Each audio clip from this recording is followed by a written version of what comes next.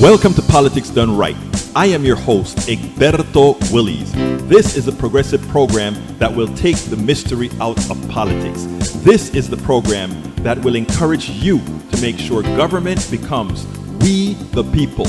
Whether you are liberal, progressive, conservative, or otherwise, you get to air your point of view.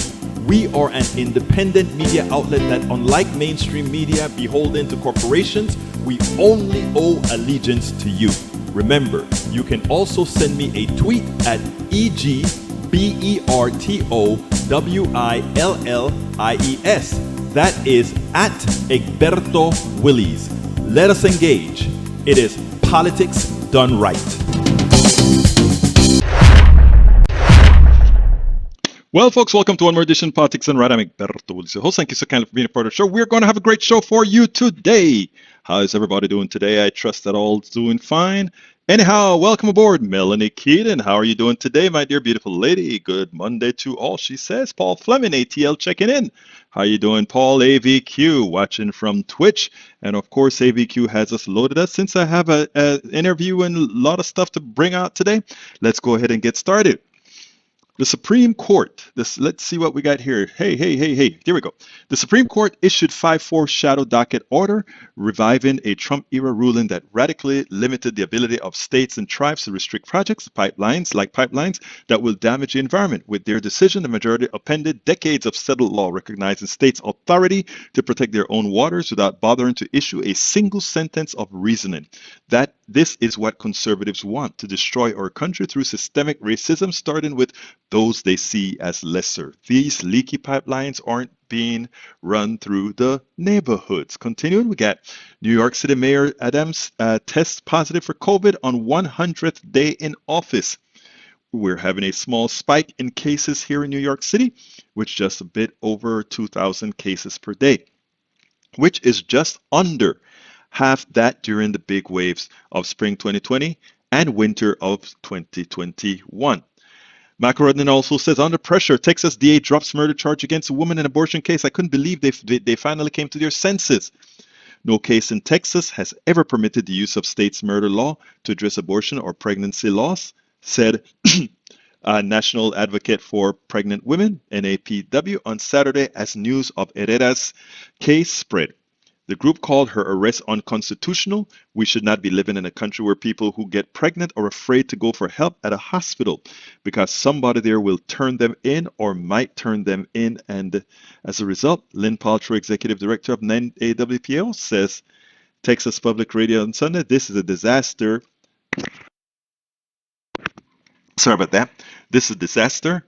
This is a disaster not only for anyone who hope for equality, but also for public health, women becoming second-class citizens. We know that's what they've been doing, folks. That's what they've been doing.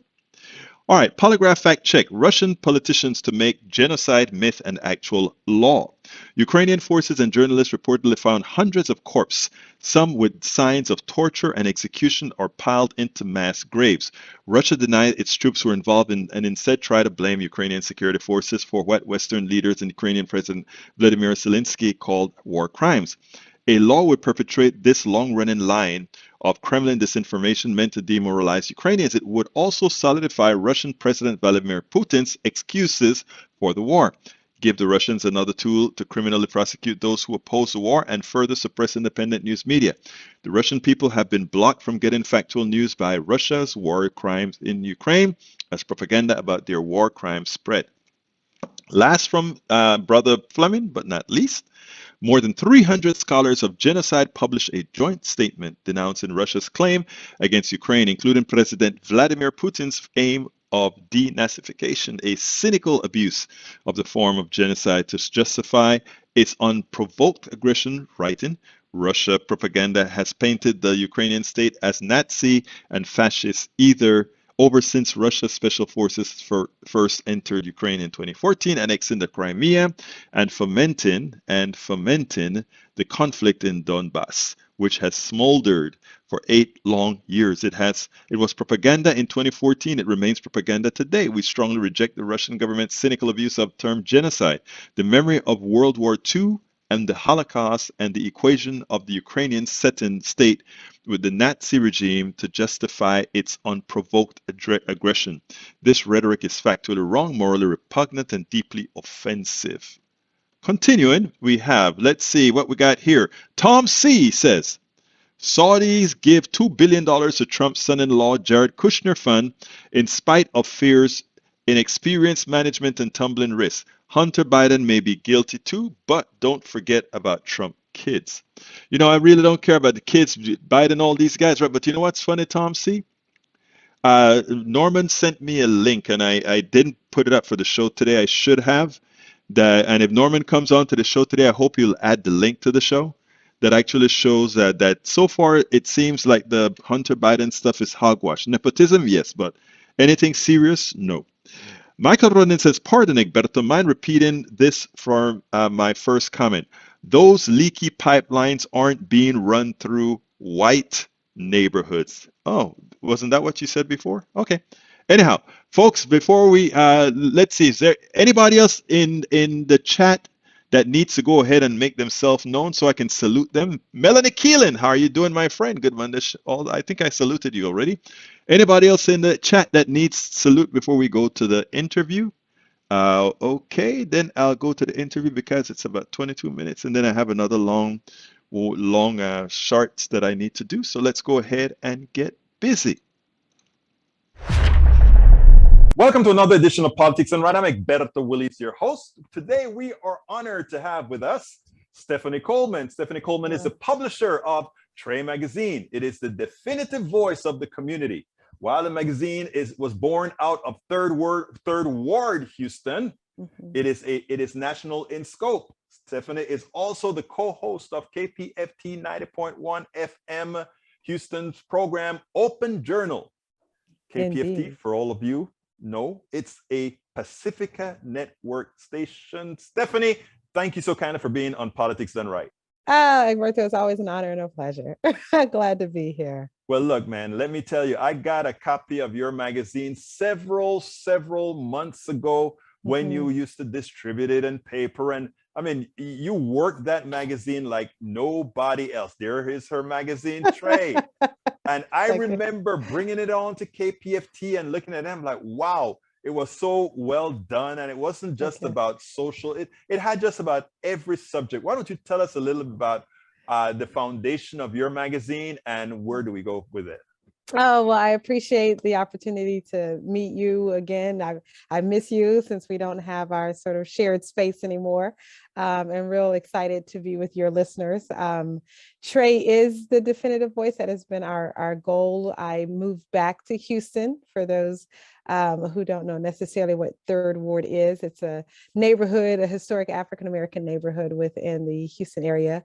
Came back and just saw such a disparity in voice.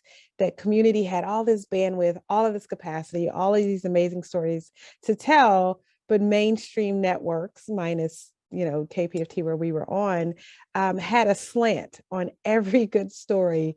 It was always totally distorted. And as I talked about, well, what we need to do next and what could we do, someone said, and more importantly, I was saying, why aren't we doing? And someone said, well, why don't you do it? So out of that was born, put your money where your mouth is and put together something that really is as inclusive as I would hope. And so with that, every story is politics, government, money, lifestyle, culture. We've had writers as young as 7 and as old as 82. Allowing people who have bandwidth and capacity to connect. We are a microcosm of bigger issues. And if we could deal with it locally, then maybe we can empower individuals to understand that they can make an impact nationally and even globally.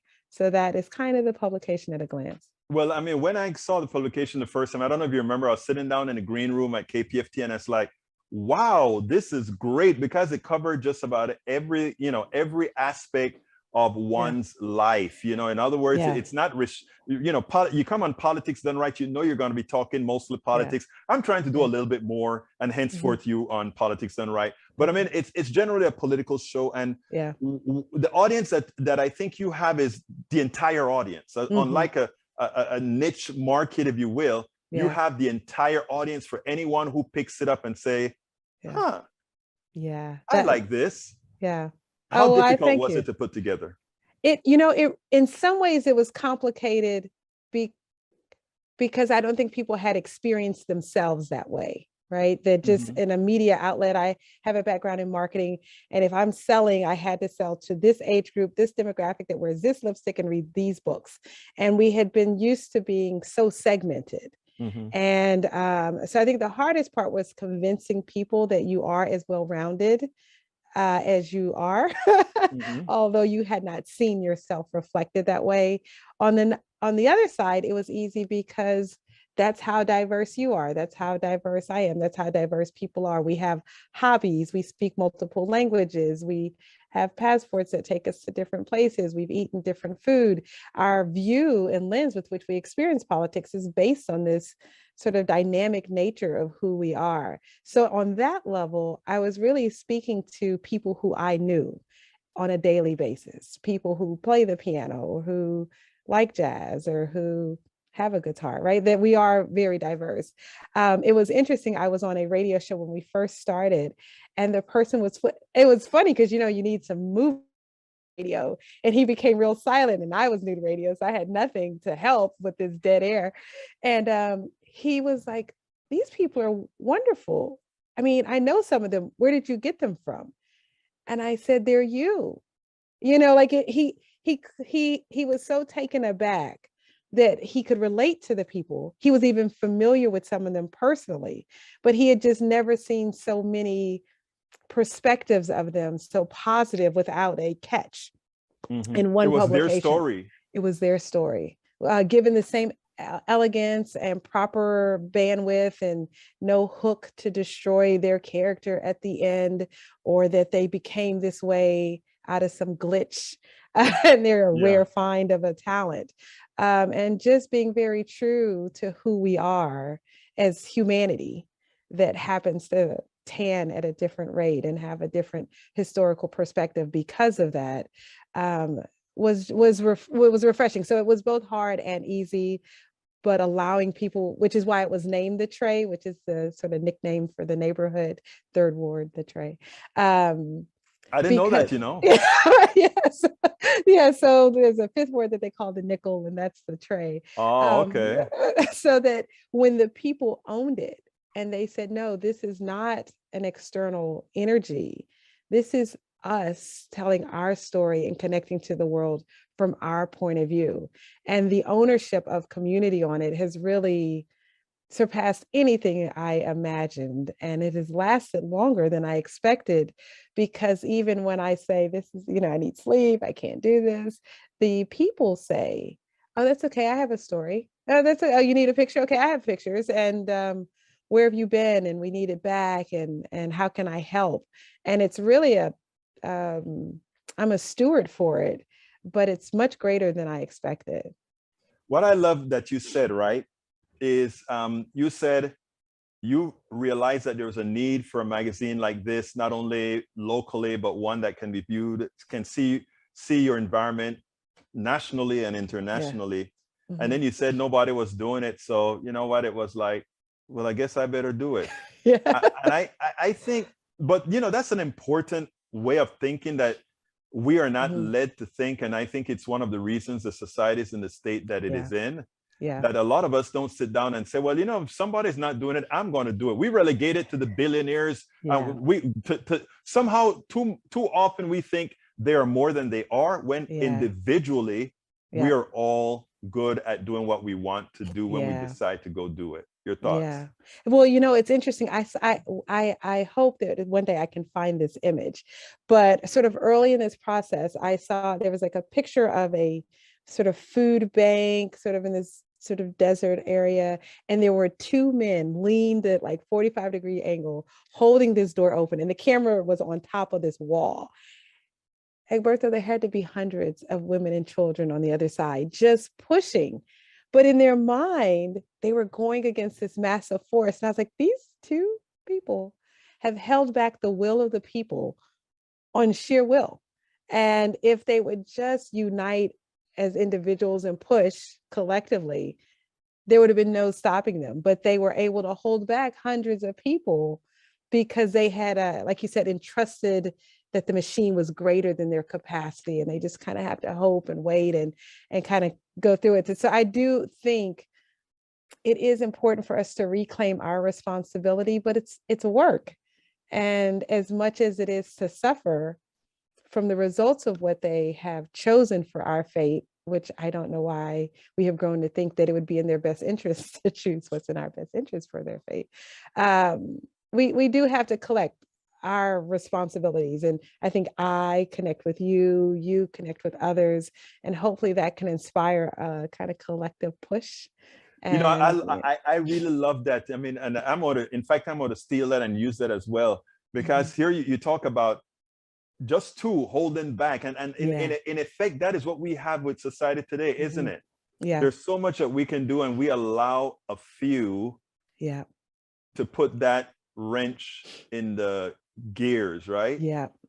And even if we can see it, we still say, oh my gosh, can you believe they put the wrench in the gear? And it's like, I can, but can you believe we let them, and we sat there and we allowed it, and we continue to allow it, and we voted back in, and we turn our head after we voted back in because we have social media things to do. I don't know what the math is and why we become so entertained instead of responsible, but we definitely can do better. Let me tell you, Stephanie, and I think it starts with, you know, telling these stories. In fact, when I got, you know, I don't think I've spoken to you in a few months, and I got the email with the relaunch. Like, was it a relaunch, right? Relaunch. Yes, of the magazine, yes. And then I clicked on it, and I was like, wow. And then I'm like, Tre's back. Actually, I didn't know Tre was gone, but I'm like, Tre's back, you know. And I'm like, I'm looking at it, and it's like, wow, this is nicer. Now you have it on. Are you still doing the hard copy? Is it just online now? Yes, it's the hard copy. But you know, as we're evolving in media and storytelling, and the weight of growth, right? It's one thing when we're just doing paper. It's one thing when we're just doing radio. It's another thing when we're doing social. But we're at this like cusp of a new behavior, and so I had to kind of take a break to say, how do you really make it so that when people read a book, that they can scan in to really get the interview that you might produce, right? Or how can they go from that interview to action, to purchase a book, or to sign up for a petition, or to be a part of a transformation behavior? Because the magazine by itself, I think, becomes a docile behavior.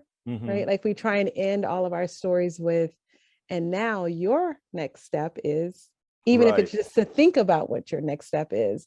So that was a part of that redesign. Is 4 years ago, the idea of doing QR codes, which I had been trying, was it was, you know, it was alien speak, crazy talk. Yeah. It was taking 2 pages just to explain how to use the phone. And but the world has changed, and people are familiar with the concept. They know their QR code. Throw that camera on it and gets to your site. Yeah. It's massive. So now we can revisit, how do we better engage with radio? I mean, we are just a vehicle.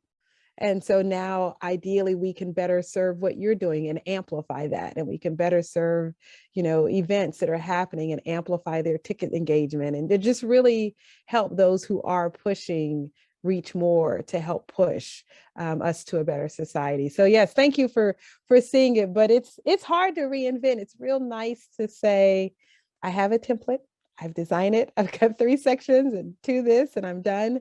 But we do have to keep evolving. And that's a magical I appreciate word. it. Yeah. The magic is always to, you know, I mean, I remember before I was doing this, when I was doing mostly software, I was really wedded to a particular platform. And I was telling all the people why I was so right to stay on this platform. And you guys don't know what you're doing by going to all these other things. And I remember one night a guy said to me, you know, you can keep that attitude, and I guarantee you one thing, you'll be broke in a year. And, you know, he just kind of, and I didn't sleep that night until I had a new plan. I had a new, you know, it's amazing how, you know, you listen to, when you listen to good advice. And you normally Yeah. know when you're listening to good advice. Yeah. Listen to what you've done. Now, before we go here, tell us a little bit about, because first of all, I like the story about you saw a need Mm-hmm. and you said, I'm going to fulfill the need. I want you to empower others, not necessarily to find a need that you found because you found it in a particular niche, Yeah. but empower others to say, if you see something, act on it. Don't just assume you can't. Let me hear it from you. Well, it's really interesting. So the acting on it and being super excited about acting on it don't always go together, because you know it's work, right? Like in your spirit, when you decided to do, engaging and educating us on the nuances of politics, the good and the bad of the politics, to what we can do next. When you opened that door, I'm sure you said, oh, this isn't a 1-week project, right? This is a weekly commitment. This is research. This is reading. This is distilling it to the core things. And this daily is now, my friend, daily now. It's a lot. Yeah. It's a lot. I mean, and I don't think people understand that really that's love for people, right? That you say, I could be at home, I could do 9 to 5 only, and I could be done, but I'm not aiding our society. So I'm deciding that every day I'm going to put my family balance in a way that's community first-ish, right? Like however that math works out. But it's a massive sacrifice. So when I did say it out loud, and some of it was just like the colleague you spoke with, once you say it out loud and someone overhears it, well, there's the accountability. So I was complaining at the bus stop with my son going to school. And the person who reminded me, like, well, okay, well, what are you going to do? And I was like, I think. Yeah, you got to do something. And then every time I saw her at the bus stop, how's that going? Right. Well, and then after the first one came out and it was so well received, and the question becomes, well, when is the next one? Right. So you get on this ride that you have to kind of know that this is really what gives you peace, though, right? Like that you're given these visions, and people say, and this was very telling for me, what's the difference between your purpose and your sort of natural skills? And the purpose are these gifts that whether or not anyone else understands them, they keep you up at night. You have this right? This desire to knit. It doesn't matter what it is. It's this desire to tell story, to engage, to provoke thought. But if you don't do it, you're missing your moment. And it will haunt you, and you'll look up and see someone other, someone younger, someone different living out that purpose and resent that you didn't do it as well. Not that you didn't have the opportunity, but you opted out of sharing your gift. And that is powerful. I mean, you opted out, you resent, and that you opted out. Wow, that is powerful. Yeah. So I hope to stay around people who keep me honest with that gift, and who give me, like your colleague did, a hard talk, like, Stephanie, you can do better. Or Stephanie, that's not really you. Or Stephanie, you're falling off course, because we all fall off course, right? Absolutely. And get back to really where you are best utilized. And so that's kind of where the book came in, and we use not local talent, but just all talent, right? So if you can take if you're a photographer or videographer, so how can we best celebrate that talent? People who want to be activists, but they don't know how to brand, or they don't know how to communicate. They know how to live it out, but how do you actually convey that when you're not in the room? How do you build a base, or how do you write your book, or how do you market your book? Like, so I just hope everyone, what's sort of been nagging you, even if as a kid people said, okay, so I'm sure you can agree with it. People like in school as a student, Stephanie, I mean, you really need to sort of sit in your desk and you chat a little too much. And so you begin to ingest that. But when you were put on this planet to host an amazing radio show and to write incredible books, and well, that's in you. And whether or not the third grade teacher saw that, or the third grade teacher could manage that, right? Not that they didn't see it, but they just couldn't process it at that point. It's still in you, right? I like that. Yeah, it's still in you. So I would just hope that people would know that it'll feel wonderful to finally write that book or to finally support this candidate or even people who organize well. Hmm. Hey, someone like me Right. who does not, but I'm Actually, I a, think you're a good organizer. well, I've thank seen you you. at KPFT. Yeah. Well, I have my moments, thank you. But like you need other people who might be more analytical or someone who's a bit more mathematical to help crunch numbers. Or like we all have a way that we can aid in that pushing Hmm. process. And it might not seem as a gift, but even someone who cleans well to be able to come in and to activate and someone has put order in your space, that's not a negative gift. That's a necessary gift Absolutely. while everyone else is doing what their gifts are. So yeah. Well, let me ask you, Stephanie, before we go here, please Mhm. tell folks, first of all, how they can find that magazine, for those who want to do it online, how they do it, for those who want hard copies, how do we do it? And I'm going to have it in a blog post for this interview as well. Wonderful. Well, it's the tremag.com and it's under the featured publication for this month. So that way you can see the new one, but all the other ones. We're at the Tre Mag on Facebook, Twitter, and Instagram. I'm really hoping, and I'm going to say this on air. I've always sort of chased you down, said somehow we have to find a way to fuse this and I with what you're doing, and I've always just felt like that's the voice that if I can figure out how to weave this in to where we can do that together, but ideally by the next time our paths cross, we can really have synergy around our platforms. I think it would just be excellent. And I think people really I learn a lot from listening to your show, and I'm driven to do in a way, and I can read through the noise better. It's like, that was this. Uh, But let me tell you, I am always open for synergy all the mhm, time. And mhm, like I tell our audience all the time, we're open books here. yeah, And not only that, but we are people, yeah, we're yeah, people. We want to engage folk and all that good yeah, stuff. So yeah, you gave us the link to your magazine. yes. I have to put you on the spot. However, Mhm. every single interview, if you listen to some of them, I asked the last question. What would you have liked me to ask you that I didn't?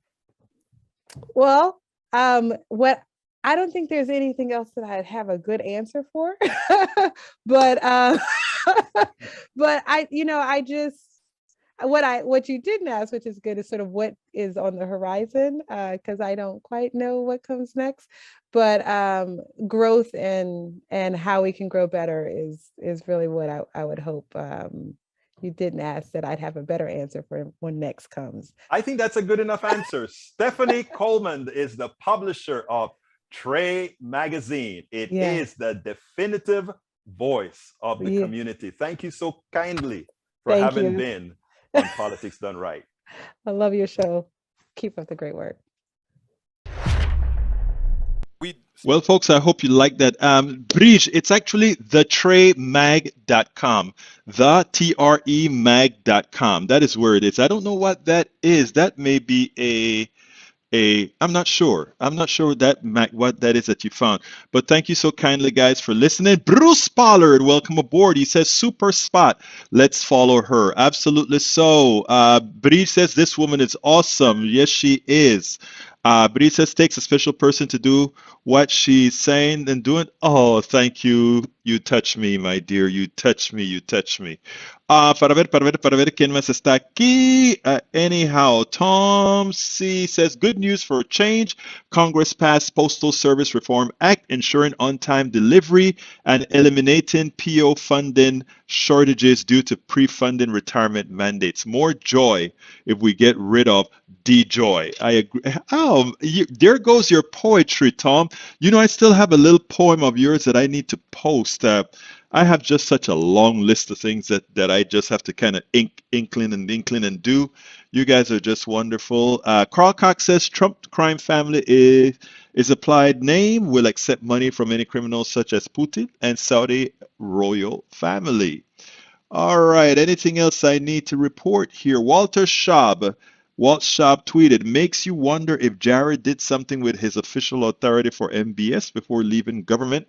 to earn that investment, which was $2 billion that Michael read before. All right, let's see. Yes, okay. You figured that up. Okay, since we're at the halfway mark, I think I'll for one start on time and say, guys, please consider getting the books we put out here at Politics Done Right that I wrote. So here we go. I'm Egberto Willis, as host of Politics Done Right, a progressive radio media show on Pacifica Network's KPFT 90.1 FM Houston that engages all ideologies. I found that our political angst isn't mostly ideological. There is a well-designed effort by many in power to control us. If we are at each other's throats, we are less likely to demand our economic and local wishes. In that light, I wrote 3 books. I wrote the first one titled, As I See It, Class Warfare, the Only Resort to Right-Wing Doom, to describe the entire economy in a manner we can all understand. It highlights why it was designed to pilfer most as it empowers a few, the chosen. The second book, titled, It's Worth It, How to Talk to Your Right-Wing Relatives, Friends, and Neighbors, take it to the next level. After understanding how the system pilfers, it is incumbent that we can speak to our peers to empower a change. The third book, How to Make America Utopia, Take Away the Economy from Those Who Rigged It, gives us a place to land. After learning about our economy that is dysfunctional for most and learning how to engage the other side, we point out what would make an economy that works for all. Each book stands on its own, but together they provide the full picture. Please consider getting one or more. You will undoubtedly learn, be entertained, and help us continue the mission with our blogs, articles, videos, and books. Okay, oops. I lost it for a while. Breach, I don't know what VUBRL is, to tell you the truth. They must be what is that something that shows a video, audio, or what? They must be an aspirator. There are a lot of companies out there that will scan the internet for programs like mine, and they'll go ahead and aspirate it into their system. And what they do is they're simply an aggregator that makes money off of other people's, what other people are doing. And do we get a penny or a nickel out of it? No, but you can check. If you look for Politics Done Right, you'll see Politics Done Right all over the place, right? A lot of people carry the program. A lot of people advertise on websites that have the program. But the truth of the matter is, I really want to get the message out. So I never run ahead and try to, stop it or anything like that. So if it's all over the place. So, maybe that VBURL is one of them as well. Let's see. Please, folks, to get the books, politicsdoneright.com/books, politicsdoneright.com/books. Please either get the audiobook, the Kindle, or the paperback. You can get it all there. All right. We can also go to our store. Consider shopping at our store. New material there. politicsdoneright.com/store. politicsdoneright.com/store. Support us at our Patreon as well. politicsdoneright.com/Patreon. Patreon is spelled Patreon. Patreon. And YouTube, if you don't see the join button on YouTube, which I like to ask you, please click that join button, become a part of our posse. If you don't see it there, you can also get onto the YouTube channel by going to politicsdoneright.com/YouTube. But of course, the preferred method of support is always so far going to be PayPal, which is politicsdoneright.com/PayPal. Either do a one-time contribution or whatever your heart's content. So please consider doing it. Don't forget to register for our next Ask Egberto Anything. There you go. And the mug out there is, Breach just put the link to the mug there. And what I'm going to do is put up Alistair. Alistair bought a mug. I have other folks with the mug, but we've played them a lot. So now it's Alistair's turn to be our propagandist for our mug. So there's Alistair showing our mug. You can just go to politicsdoneright.com/store where you can find a mug. And if you look in the chat, our wonderful Breach MCP, who is the designer of that mug, she's the one who designed that mug. She put the direct link to that mug. But here's the funny thing. Alistair said, Egberto, you have it all twisted, turned around. I said, oops, I didn't notice that. So I fixed that. And I think we have Alistair Waters flipped appropriately.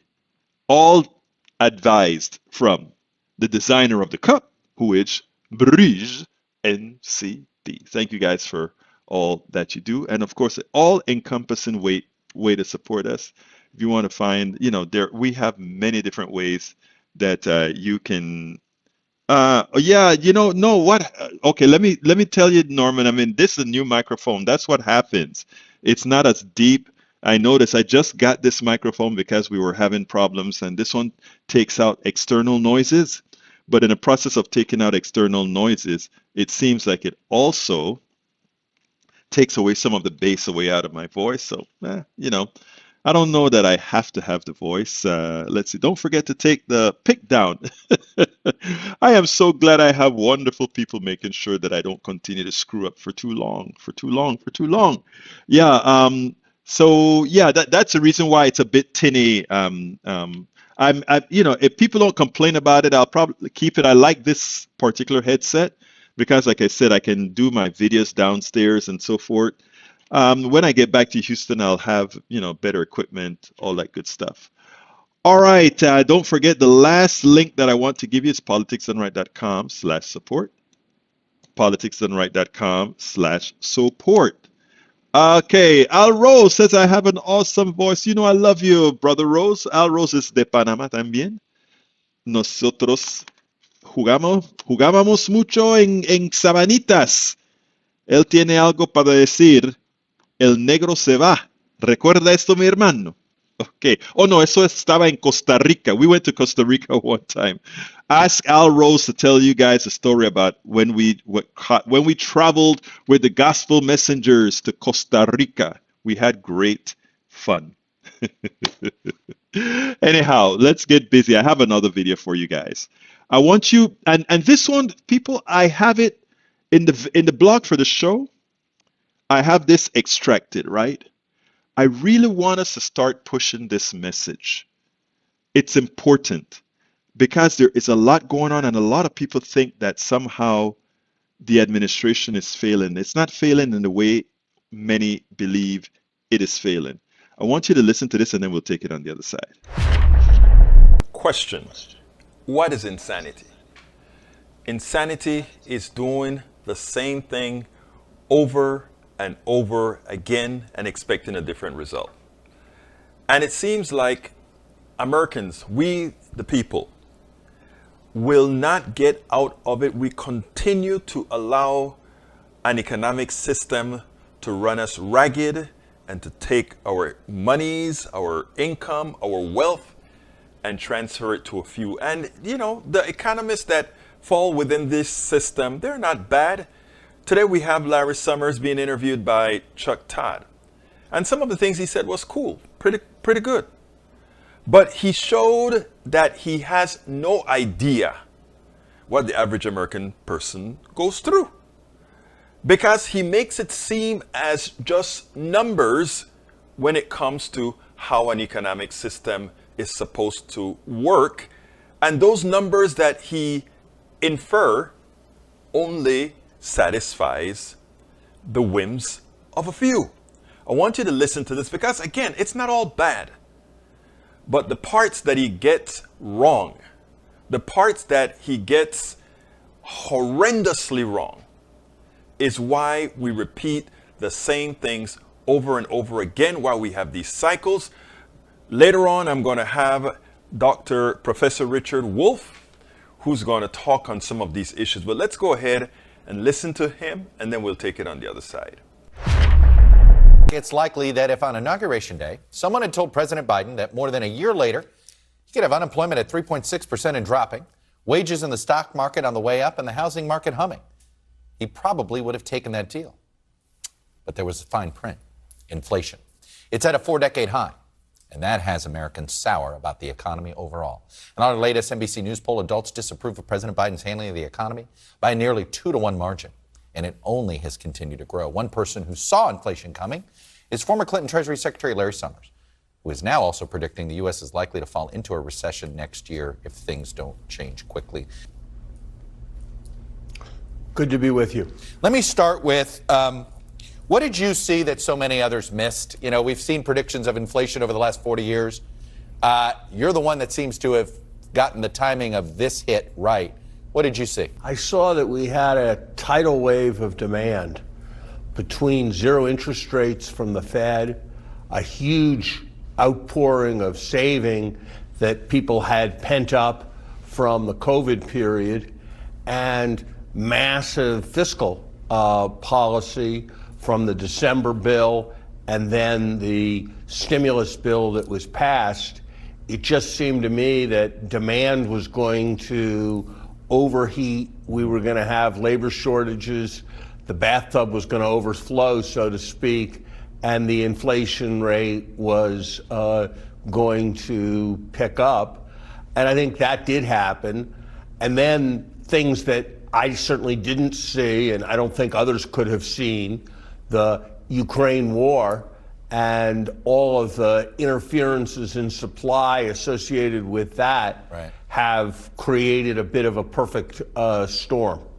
I'm curious, is it possible that with COVID and all the disruptions that caused, did we have basically two choices, a recession in the moment or throw money at the problem and risk inflation? Were we sort of stuck between two bad choices here?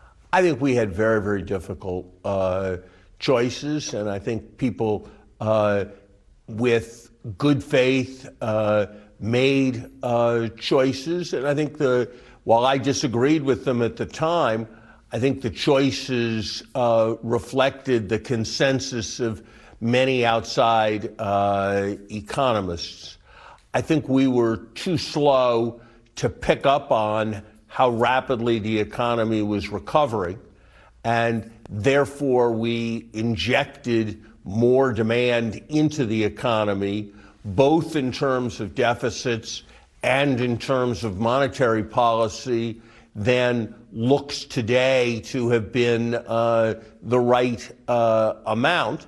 Some of it was we were buying an insurance policy that we turn out not to have needed, just like I bought life insurance last year, and in a sense I wasted my premiums, but in a sense it was necessary to spend that money. But I was concerned last year that we were injecting too much demand into the economy, given all the configurations. And I don't think it was a sound strategy to create as big labor shortages as the labor shortages that we did create. So, a recession, is it inevitable or is there a way to avoid it? Nothing is inevitable or certain in economics, Chuck. The painful fact, though, is that historically, when we've had inflation above 4 and we've had unemployment below 4, essentially always since World War II, that's been followed by a recession within the next 2 years. Perhaps we will be fortunate and there'll be sufficiently rapid adjustments in commodity prices and other bottlenecks that will make that not happen. Perhaps the Fed will be extraordinarily skillful. But I think the Fed, and lucky, but I think the Fed has a very, very difficult job. I think we can make a contribution by doing things like the Strategic Petroleum Reserve release that holds down where oil prices would otherwise go. I think it's a time when we need to be looking at tariff reduction, because potentially that could take a percentage point off of the CPI. I think we need to look wherever we can at buying things more inexpensively when the federal government is purchasing. We need to look at immigration flows so as to address this labor shortage. But it's not going to be easy starting from where we are. You've been a supporter of most of the Build Back Better agenda. What should be focused on that actually could reduce inflation and avoid a recession? I think probably the most important thing, ironically, is some of the revenue increases that the president has talked about. Be very substantial benefits to closing a whole range of tax loopholes. What kind of tax? And Because you don't enabling like the billionaire Secretary tax. Yellen's. You don't like the billionaire tax. What kind of tax would you I don't like like the. You're right. I don't like. You're right. You're right. I don't like the billionaire tax, but I do like the provisions that really go after corporations shielding money in the Cayman Islands, shielding money in Ireland. We negotiated a historic agreement to enable the world to tax global corporations, which it was losing the ability to do. And that agreement could fail if we don't do our part to implement the U.S. measures that are part of it. And we'd sacrifice a lot of revenue and pump up a lot of demand. So I think that is a very important set of steps. I think it's important to remember that over the longer term, the president's infrastructure bill is going to increase the capacity of the economy, and that will be a favorable development. But over the nearer term, I think the concentration on revenue is probably most important. For other reasons, I'd very much like to see the green investments that the administration is proposing, which over time will reduce our dependence on fossil fuels. Okay, first, let me not get completely negative on Larry Summers, Economist Larry Summers. He said 3 good things. 1, we want to have green energy. We do want that. He also said, for this problem that we have with employment, having more people employed, it would be good to open up immigration much better than it is, more efficient than it is. That's what he's implying. And third, he actually wants to tax and close these shelters, right? So all those are great things that he wants to do. But where he fails, seriously, is understanding that billionaires don't matter. The average American citizen matter. When he talks about what Biden did when he gave the American Rescue Plan, when he gave the when he provided all those tax credits, etc., to inflate the economy, when he said that we increase demand too much, what is he saying? You know, that's a technical term, right? We increase demand. You know, we always talk about the supply side economics, where these guys want to give you supply and with the expectation that demand will come. But we believe in demand side economics. Demand side economics says we, the people, are going to determine what demands we have on the economy. We want cars, then you build cars. We want gas, you create gas. Those are the things that we want. Now, he centralized on saying we've added too much demand into the economy without adequate, and here's a kicker, by creating deficits, right? He doesn't want a billionaire tax, and we'll get into that a little bit, and at the same time, he also just wants to recover the net big taxes from those people who offshore it. So in effect, he's saying, I don't want to tax enough to cover what people have been denied for decades, meaning social services, education, family leave, and all of that we ultimately pay for out of taxes and deficits. He doesn't want to pay for it for real because he doesn't want the billionaire tax. So he wants it solved by just not giving it to the American people. So once again, billionaires are protected by our system, right? In other words, we don't want a billionaire tax, and we create demand. Labor shortages is the way he expresses it, but we don't have serious political will to go ahead and bring the people in that needs to work. But he misses an important point as well. He also misses the point that when Americans are paid, our utilization rate right now, the employment utilization rate, is about 61%. So while he talks about demand increased too fast with labor shortages, he fails to tell you that labor shortages can also be mitigated by increasing the utilization rate for the American citizens. What does that mean? More people simply decide that they want to go to work. But why will they go to work if they don't have child care? Why will they go to work if they're paid menial salaries that's not worth the effort to put in, when they can sit back and, kind of hustle around, which is what many, the utilization rate, instead of being 67%, is at 61%. So we could mitigate immediate employment issues by simply raising wages. And people say, well, that's inflationary. Not necessarily. It's not inflationary if we're more productive, which is what we would be, right? So if you keep doing things the same way over and over again, meaning not paying people what they're worth, numero uno. Numero dos, allowing monies to go directly to the top where others are fighting for money, which is what he's also proposing, what he's also supports as a neoliberal, and not change immigration policy where employment is needed to bring them in. Again, insanity, doing the same thing over and over again and having these up and down cycles. We get inflation because why? Inflation is not here because it has to be here. People like to talk about some market. The market is a mythical market.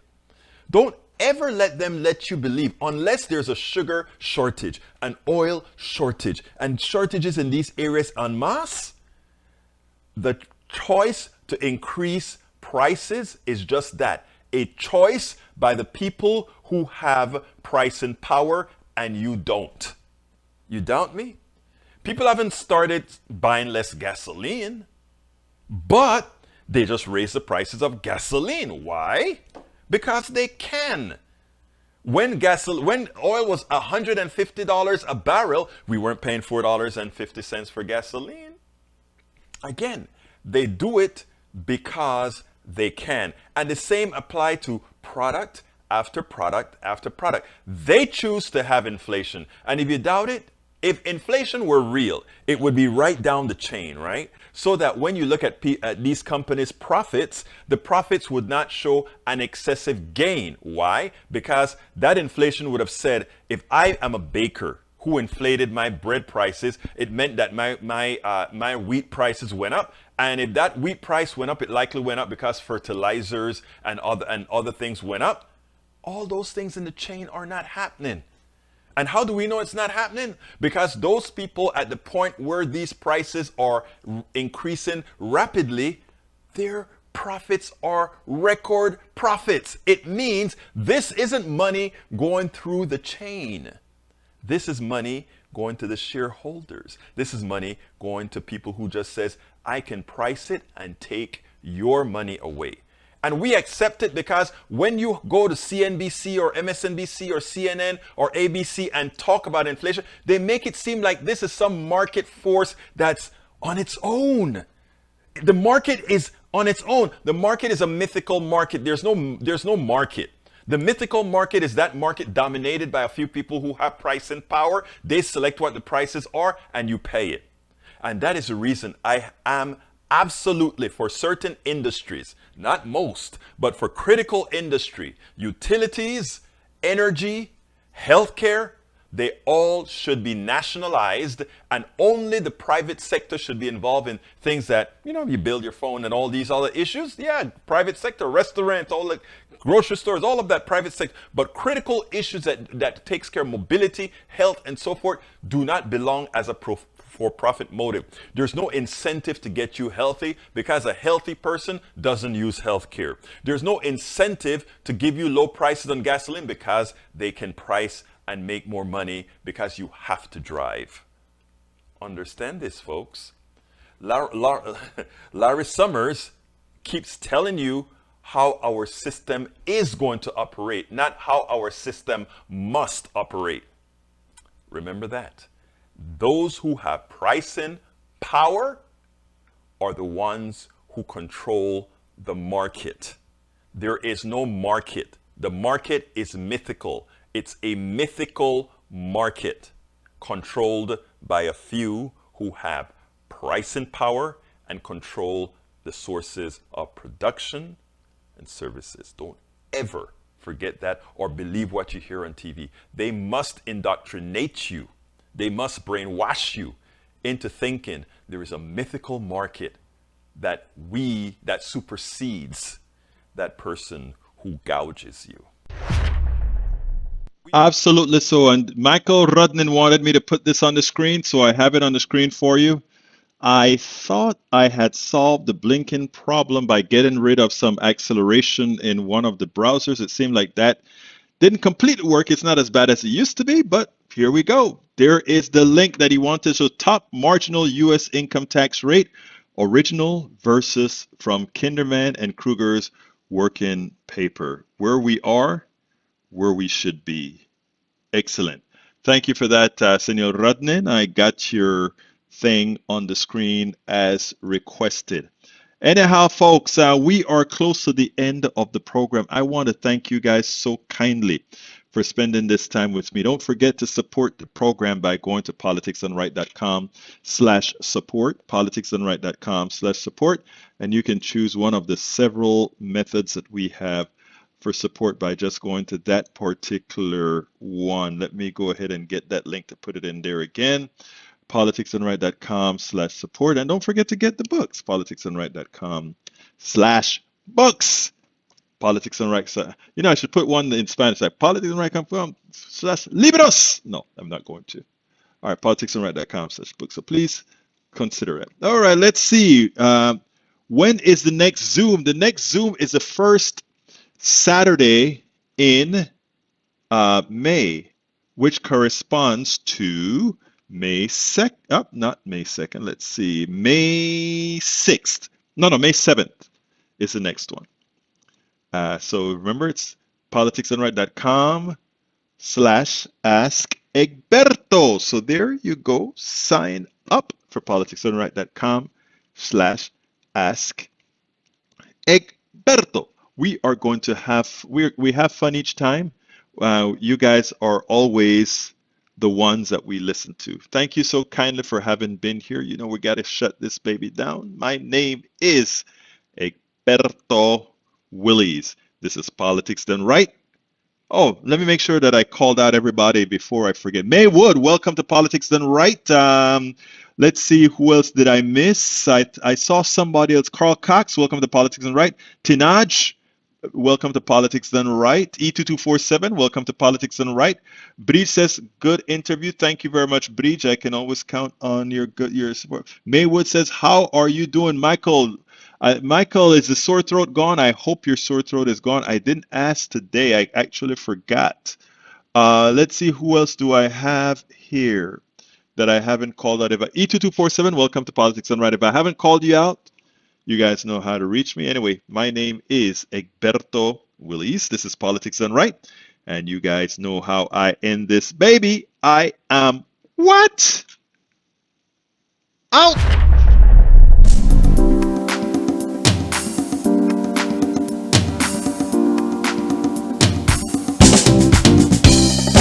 Welcome to Politics Done Right.